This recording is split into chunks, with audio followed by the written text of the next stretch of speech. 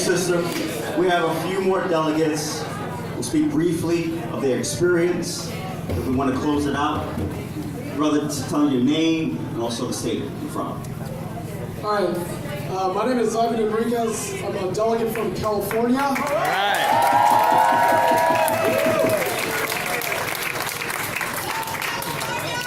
Yeah. So we just left the convention. Today was the final day.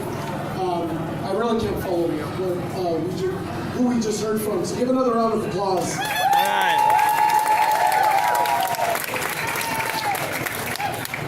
Now, the role as a delegate is very intense.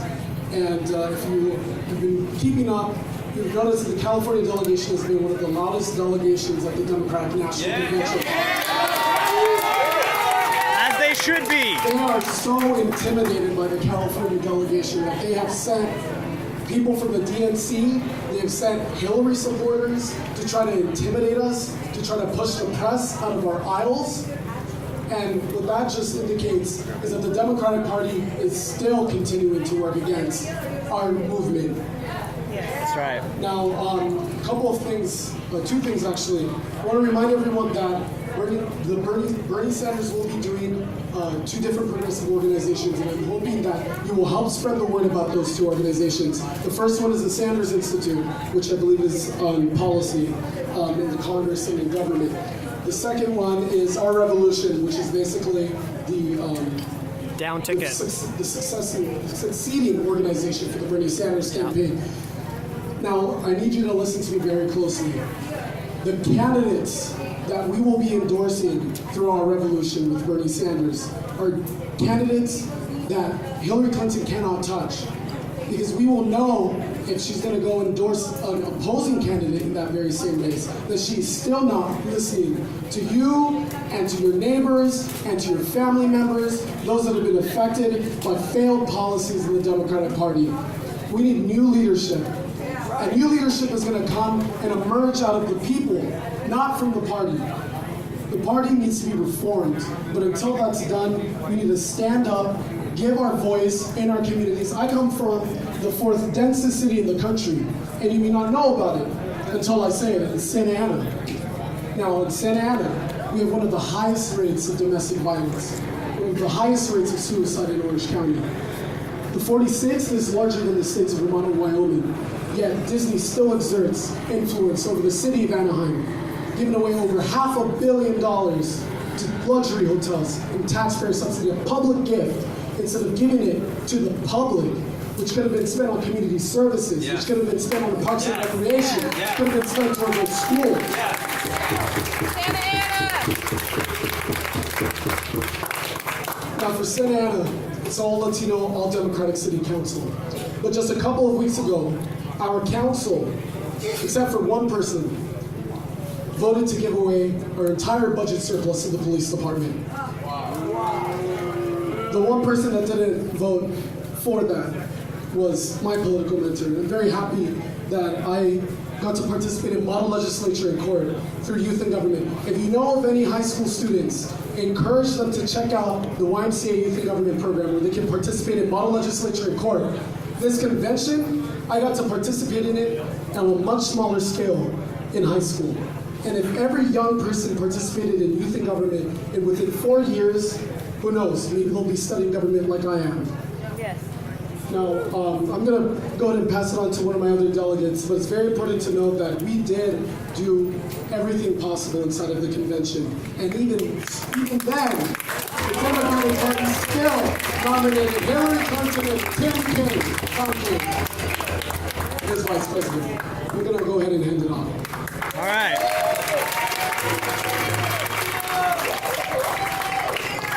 So I'm not sure what you all heard today, but I'm working on like 3 hours of sleep. So don't judge it by suffering. We love you.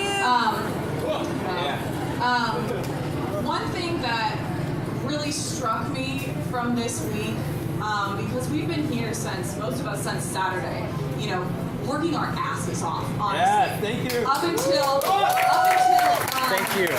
the morning of the roll call vote, we literally did absolutely everything within our power to try and flip superdelegates, to try and flip Hillary delegates. I mean, I don't know anybody who slept more than 3 hours a night. One of the really cool things, more than welcome. One of the really cool things that I think came out of this was, I believe it was Tuesday, we did the media Occupy thing. Yeah. I didn't know 90% of the people we did that with. And in fact, I sat next to him through that. I had never, I mean, I didn't know his name, I didn't know anything, I knew he was from my state, that's about it. And in that, we could see snipers on the roofs of the DNC watching us, which was fucking terrifying. You know, none of us have ever really done this before. We didn't know what we were getting into. We sat on the floor crying with tape over our mouths because every time we ever tried to say anything about how we really felt about issues, about how unhappy we were with Hillary Clinton, about how unhappy we were with the election fraud and every other piece of shit thing that has happened to us in the past 6 months, we were threatened with losing our credentials. I know one delegate who, she has some political job, I don't even remember right now. She was threatened with losing her job and losing her home. And that doesn't seem as, you know, outrageous as it sounds until you're sitting there listening to this person saying this and bawling their eyes out because they don't know how they're gonna feed their kids or keep their house afterwards. That level of suppression is beyond oligarchy. Yes, it's fascist. That's right. But the thing that I wanted to pull out of that for you is that, I mean, we were all at our lowest point, okay? No sleep, starving, dehydrated, stressed beyond all possible belief to levels that we've never experienced before, with people we didn't know, thinking that we were gonna get arrested, maybe even shot, and then they locked the doors on us, and the cops told us that we weren't allowed to leave. It was, you know, pretty much the most panicked I think I've ever been in my life. And I didn't know what else to do but put my hand on the window, because they had these big glass windows on the front, and just stare outside and wish I could go out. And I started bawling. I didn't know what else to do. And there were 20 or 30 Bernie delegates outside who ran up to me and put their hands on the glass over my hand and started telling me that they were with me, that they would not leave me, that we were all going to be okay, and that we were all in this together. And I want you all to know that I have never experienced anything more beautiful in my life than that moment, and that it extends to all of you because we thought about you, we talked about you the entire time. Yeah. Okay? We knew you were out there, we knew you were fighting with us. I want to remind you that regardless of what you may or may not have heard today from other speakers, I don't know, I just walked like 3 miles to get here. Nothing is impossible. If you look at the data, okay, not a sexy subject, but the data of voters right now, the numbers actually do support being able to make Jill Stein win. We just made history this week. We just made history again. We just had to work as hard for Jill as we all worked for Bernie. That's right. To get new voters. We have awoken so many people.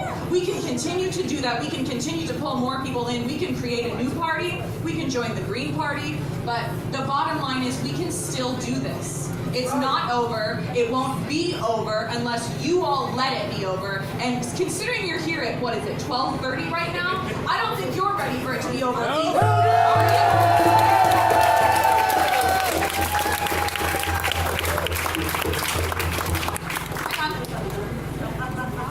Nice.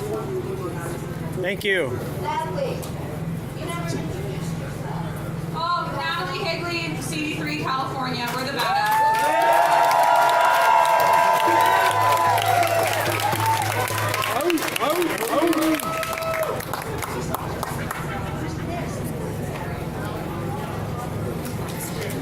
Since brothers, just one more last speaker. He's actually very important because he helped get the sound together. So I want to give the mic to him. In a couple minutes. How you doing, folks? Thanks so much for being here. I appreciate everybody coming down and all that you're doing to help make the world a better place. Because this is a critical time. It's a critical time because, as Bernie Sanders said, the greatest threat to this country and the world has to do with the climate, and that's real. And I want to just say that for all those, how many out here are familiar with Citizens United, right? Yeah? Okay, cool, right? I want to say that they needed to pass Citizens United. They needed that Supreme Court ruling needed that. Because if they didn't have Citizens United, I just want to say this, right? About the movement and how it's growing. Because without Citizens United, who would be our nominee right now? Bernie Sanders. Right. And I'm going to tell you something else. See the TPP? How many people here are familiar with the TPP? Right? That's right. Right. You against the TPP? Yeah, you know me. You know what I'm saying? Because the TPP, they need to pass that as well. They need to take over the internet, and they need to squash us because we are rising. This movement, this people's movement, it is rising. And we're going to continue to rise. We've been effective at stopping the TPP. And we're going to continue to be effective through the No Lame Duck. Okay? And as far as Citizens United goes, there is something called the We the People Amendment as our offensive strategy that says corporations are not people, and money is not speech, and campaign finance can be regulated. Okay, so our offensive strategy needs to be get that done, and that history of that is tied to institutionalized racism, because it came from the 14th Amendment, that corporations became persons, which is just grotesque in 1886 when that happened, when freed slaves weren't free, and it took over 100 years to get the Civil Rights Amendment, and they're still fighting. So racial justice, environmental justice, economic justice is tied. We have to have a first step, the first critical strategic step toward the greatest social transformation we all want to see. So offense, pass the We the People Amendment. Defense, TPP, we gotta stop that and keep doing what you're doing, because we're growing, we're expanding. We're gonna make sure that there's no more stolen elections. Check out that group.org. They're organizing voter assemblies and such to make sure people organize to take the vote, to work the voting machines, make sure there's no more fraud in the system, paper ballots and all that good stuff. But remember, offense. What's the offense? Pass the what? We the People Amendment. So offense, We the People Amendment. defense, and keep doing what you're doing. Thank you so much for being here. People's movement happening now, from here to the world.